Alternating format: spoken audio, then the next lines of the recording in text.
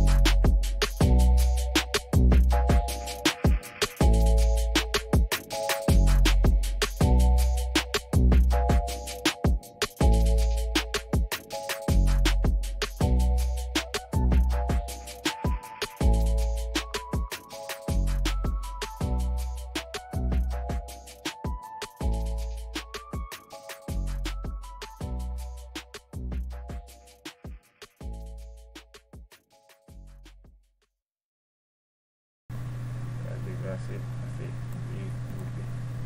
Il va pas ok. Et on va être là, et puis ça va poser ça, et puis ça va apparaître. Je peux monter. Voilà, ok, ça c'est le logo.